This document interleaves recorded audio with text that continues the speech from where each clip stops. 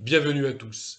Cette vidéo sera mise en ligne le 30 juillet 2021 et c'est la dernière vidéo d'une série de méditations hebdomadaires sur les béatitudes de Matthieu 5 et sur les malédictions de Luc 6. Donc cette dernière méditation nous amène au verset de Luc 6, 26 où Jésus dit: Malheur lorsque les gens diront du bien de vous, car c'est ainsi que leur père agissait. Alors, leur père, c'est-à-dire leurs ancêtres, alors déjà leurs parents et leurs aïeux.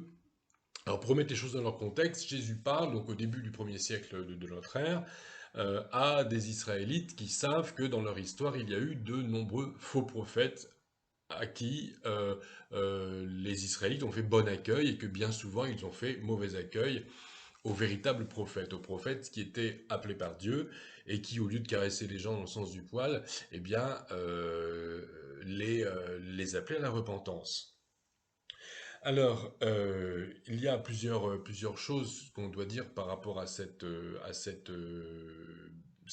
parole. Tout d'abord, elle est dite en parallèle avec la béatitude où Jésus prononce justement une bénédiction sur ceux qui sont persécutés pour la justice. On entend pour la justice de Dieu. Donc, si vous voulez préalablement regarder la vidéo relative à la béatitude, bienheureux ceux qui sont persécutés pour la justice, je vous encourage à le faire en cliquant sur la fiche qui se trouve en haut à droite de votre écran pour accéder donc à cette vidéo à regarder préalablement. Alors, qui sont ces faux prophètes dont on dit du bien? Ça peut être une question à poser. Et puis, quand nous entendons dire malheur, quand les gens diront de vous du bien, quelle leçon faut-il en tirer? Alors, dans un premier temps, examinons cette question. Est-ce que pour être quelqu'un de bien et pour pas s'attirer le malheur, il faut forcément que les gens autour de nous disent du mal? Alors non. C'est-à-dire que l'Évangile nous dit aussi, enfin le Nouveau Testament en tout cas nous dit, pour autant que cela dépend de vous, soyez en paix avec tous.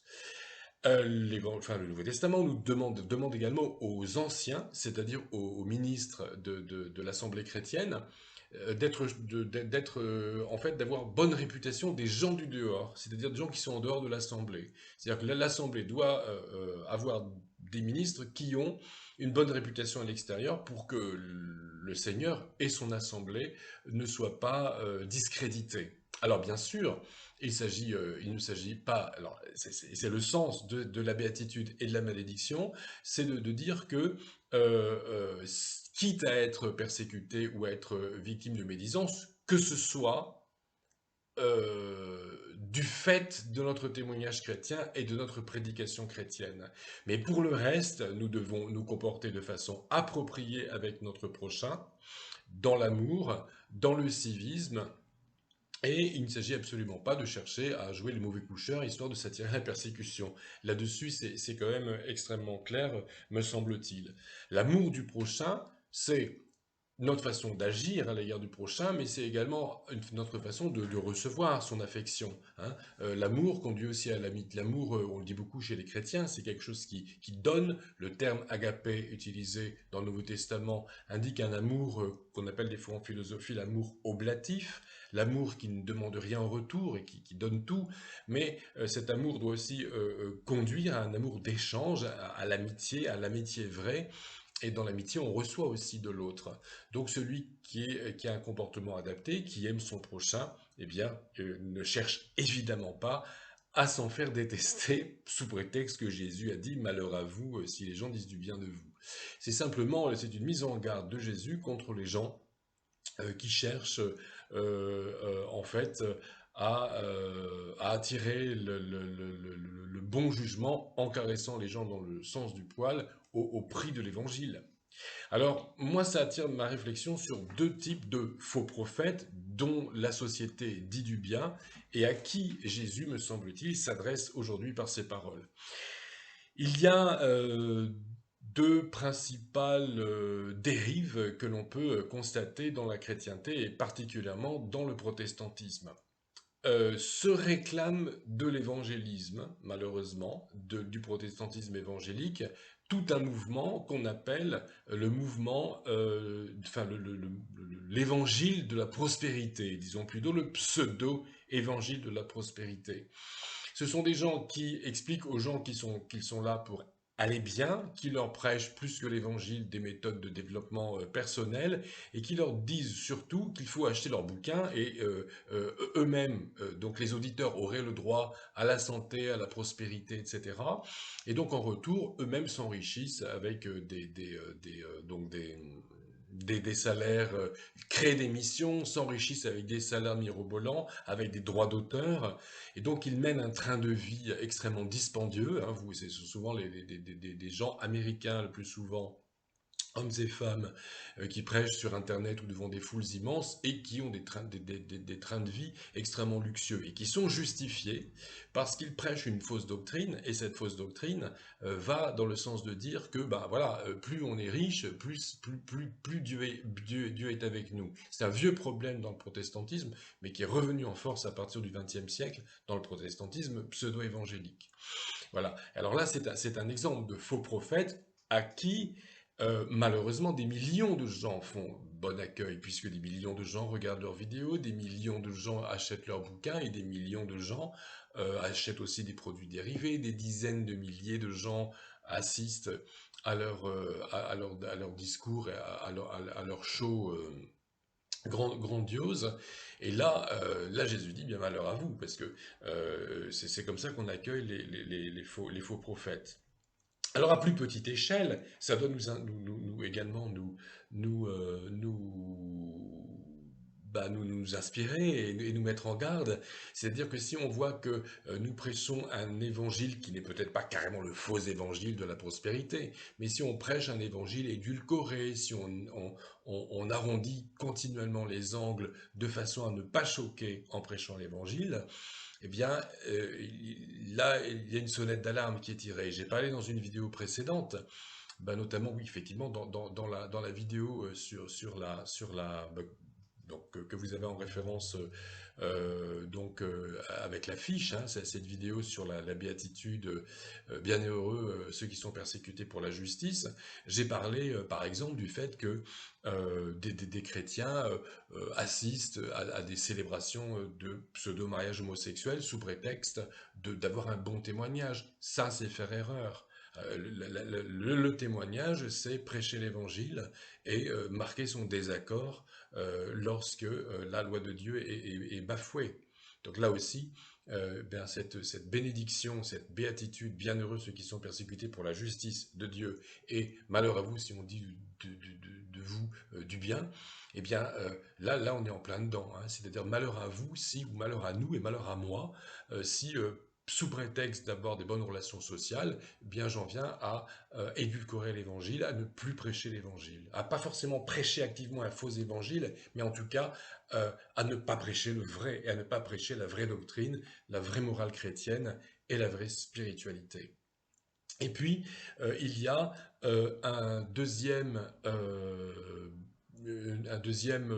je dirais, faux évangile, une deuxième dérive extrêmement répandue dans le protestantisme, c'est le libéralisme. C'est l'équivalent de ce que les catholiques appellent le modernisme. Alors, d'après le protestantisme dit libéral, alors, et même on pourrait dire le pseudo-protestantisme dit libéral, parce qu'il reste encore du protestantisme, eh bien, il faut que l'Église s'adapte à la société. C'est aussi ce dont je parlais dans une vidéo précédente, à savoir que on dit souvent que dans certains milieux que l'Église doit être pertinente, c'est-à-dire qu'elle doit parler son langage à la société. Alors, ça veut dire que finalement, quand la société évolue, le langage de l'Église doit évoluer également, ses doctrines doivent évoluer, sa morale doit évoluer, et finalement, c'est la société qui dicte sa loi à l'Église. Ce n'est plus Dieu qui dicte sa loi, c'est la société. Et ça fait penser à cette phrase de Daniel Balavoine qui chantait dans les années 80, les lois ne font plus les hommes, mais quelques hommes font la loi. C'est-à-dire que euh, ce n'est plus finalement, normalement la loi de Dieu, elle devrait façonner le comportement humain, et là maintenant, certaines personnes prétendent changer la loi de Dieu à partir du comportement humain, alors que c'est l'inverse qui devrait se passer. Donc l'Église véritable, elle va à contre-courant du monde, le monde n'étant de toute façon jamais en phase avec les lois de Dieu. Et donc le libéralisme, hein, qui suit la tendance laisse le monde lui dicter sa loi. Et puis, alors oui, il y a aussi une tendance, et ce sont généralement les mêmes églises, en tout cas je vois en France et en Europe, les églises qui ont laissé rentrer à partir du 19e siècle le libéralisme théologique, ce sont ces mêmes églises qui étaient liées à l'État. Je pense à l'église, à ce qu'il est convenu d'appeler l'église réformée et l'église luthérienne, qui il y a quelques années ont fusionné pour donner l'église protestante unie de France. Mais l'église réformée de France, telle qu'elle a existé pendant tout le... enfin, pendant, enfin, alors, c'était les églises réformées, elle s'est organisée et réorganisée plusieurs fois, mais en tout cas ce courant dit protestantisme réformé en France, s'est laissé, je dirais, complètement imprégné par le libéralisme à partir du 19e siècle, mais également, il y avait également une proximité organique avec l'État, avec le concordat napoléonien jusqu'en 1905. Euh, donc ce sont des notions qui sont extrêmement proches et qui nous renvoient à la béatitude.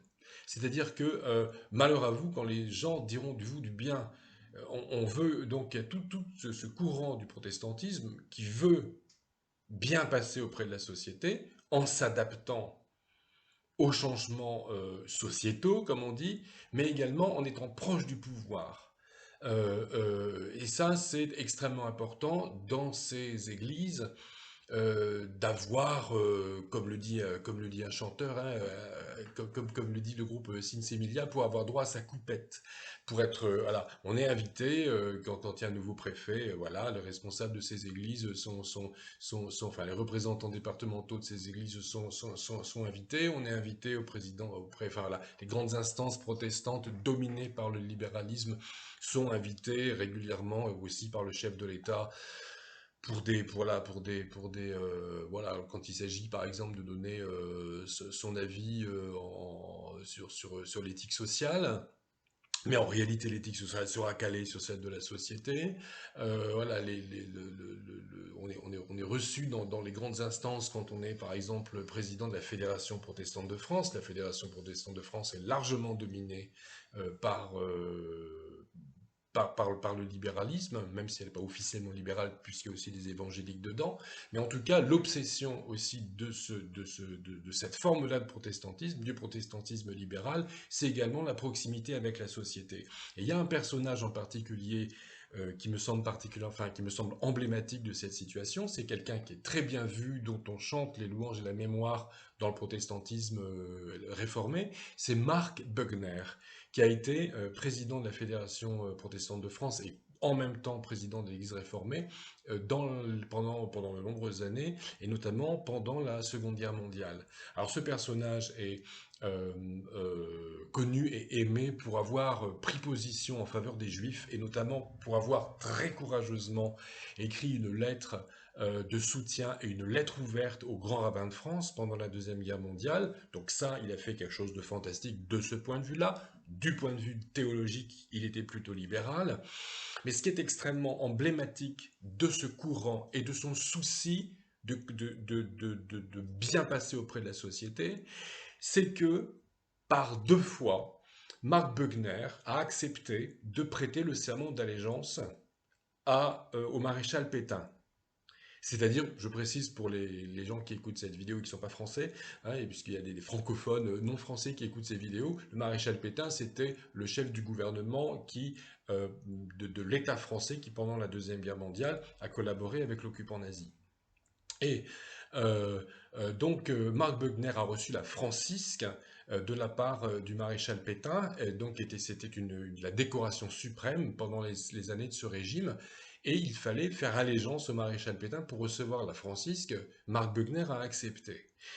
Il y avait un conseil, ce qu'on appelle le Conseil national, donc qui était un conseil consultatif de gens nommés par le maréchal Pétain, qui a été instauré aussi pendant cette période. Marc Bugner a accepté de faire partie de ce Conseil national. Et là encore, pour faire partie de ce Conseil national, il a, eh bien, il a prononcé le serment d'allégeance. Et dans le serment d'allégeance, il est dit par exemple, je fais don de ma personne au maréchal Pétain, comme il a fait don de la sienne à la France. Voilà. Et ça a été prononcé pour faire plaisir au pouvoir et pour être proche du pouvoir. Quitte à côté de ça, à prendre position contre les persécutions contre les juifs, ce qui est tout à fait louable. Mais on voit en tout cas toute cette ambiguïté dans la démarche. Souvent, quand un chrétien évangélique se définit comme protestant, il s'entend dire: «Ah, mais c'est super, t'es protestant, les protestants, vous êtes vachement ouverts.» Bon, ça, c'est une référence au protestantisme libéral. Alors quand on dit: «Ah bah oui, mais tu sais, moi par contre, je suis pas du tout favorable je dirais, aux adaptations sociétales du protestantisme libéral. Je suis pas du tout favorable à la reconnaissance du mariage du couple homosexuel. Je suis pas du tout favorable donc par exemple, bon, il y a d'autres problèmes aussi, hein. En France, on n'est encore pas tout à fait touché, mais il y a par exemple le suicide assisté dans les autres pays francophones d'Europe et au Canada. Je suis pas favorable à telle ou telle mise à jour de la doctrine. Là, ça passe déjà beaucoup moins. Alors, que doit-on faire? Est-ce qu'on doit rectifier? Moi, je crois que oui. Ah, c'est sûr, vous êtes super ouvert, vous avez, voilà, vous avez des prises de position très progressistes. Dans ces cas-là, on doit être capable, non pas simplement de se taire, mais de dire, bah, c'est pas tout à fait, ce n'est pas tout à fait enfin, c'est même pas du tout mon point de vue. Voilà. Et pareil, les compromissions avec l'État, les compromissions organiques, ce n'est pas du tout une bonne chose. Et il faut faire très attention à une dérive qui peut aussi séduire les églises évangéliques, de l'ordre d'une trop grande proximité avec les instances étatiques. Être invité à tout va pour donner son point de vue, comme ça peut avoir lieu, ça peut conduire à des compromis parce on va par exemple se faire bien voir d'une municipalité, on va obtenir des facilités pour avoir des salles, pour des manifestations publiques, et puis le jour où un maire va demander à être reçu pour flatter son électorat, bah on va le recevoir et on va accepter aussi les journalistes. Ça, c'est des choses qui peuvent arriver. Il faut faire très très attention à ces choses-là parce que notre but ne doit pas être de nous faire bien voir, encore une fois. Notre but, effectivement, on peut toujours inviter le maire, le président de la République, le roi, si vous êtes belge et que vous voulez inviter le roi des Belges dans une église évangélique et s'il veut bien venir, mais faites donc. Simplement, ce ne doit jamais être au prix de la prédication de l'évangile, de sa doctrine, de son éthique et de sa spiritualité. Donc pour conclure, je dirais que nous devons faire, comme nous le dit le Nouveau Testament, tout ce qui est en notre pouvoir pour être en paix avec tous. Nous devons cultiver les amitiés, aimer notre prochain et accepter l'amour de l'autre, donc aimer et nous faire aimer également, mais ça ne doit jamais être au prix de l'évangile.